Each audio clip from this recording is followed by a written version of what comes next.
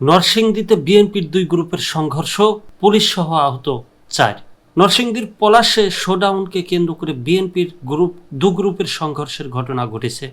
জেলা বিএনপির সহ সাংগঠনিক সম্পাদক ফজলুল কবির জুয়েল সমর্থক ও ছাত্রদলের মোস্তাফিজুর রহমান পাপন বাদশার সমর্থকদের মধ্যে এ সংঘর্ষ হয়। এতে একজন গুলিবিদ্ধ সহ 4 জন আহত হয়েছেন। রোববার সন্ধ্যায় পলাশ সদরের বিএডিসি মোড় এলাকায় এ সংঘর্ষের ঘটনা ঘটে। এ সময় পরিস্থিতি নিয়ন্ত্রণে আনতে গেলে পলাশ থানার ভারপ্রাপ্ত কর্মকর্তা মোহাম্মদ মনির হোসেনও আহত হন। অন্যান্য আহতরা হলেন জেলা বিএনপির সহ সাংগঠনিক সম্পাদক ফজলুল কবির জুয়েল, তার সমর্থক সোহেল আহমেদ ও ছাত্রদল কর্মী ইসমাইল হোসেন। এদের মধ্যে ইসমাইল গুলিবিদ্ধ হয়েছেন। স্থানীয়রা জানান, বিকেলে পলাশ উপজেলা ছাত্র দলের সদস্য সচিব মোস্তাফিজুর রহমান পাপন বাদশার নেতৃত্বে উপজেলা ছাত্র দলের বিভিন্ন ইউনিট পলাশ বাস স্ট্যান্ড এলাকা হতে শোডাউনের উদ্দেশ্যে একটি মিছিল বের করে। মিছিলটি বিএডিসি মোড় এলাকায় গেলে বিপরীত দিক হতে জেলা বিএনপির সহ সাংগঠনিক সম্পাদক ফজলুল কবির জুয়েলের নেতৃত্বে তার সমর্থকদের একটি শোডাউনের মুখোমুখি হয়। এ সময় দুই পক্ষের মধ্যে সংঘর্ষ হয়।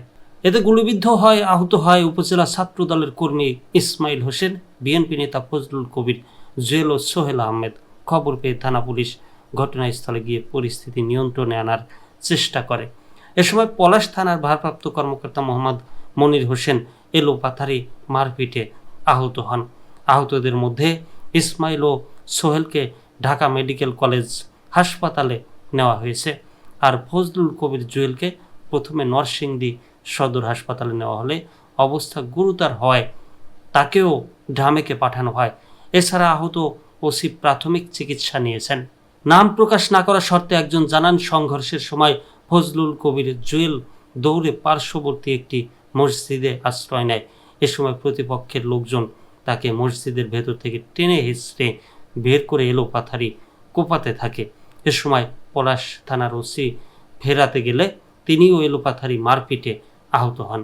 পলাশ থানার ভারপ্রাপ্ত কর্মকর্তা ওসি মোহাম্মদ মনির হোসেন জানান, দুপক্ষের শোডাউন মুখোমুখি হলে সংঘর্ষের ঘটনা ঘটে।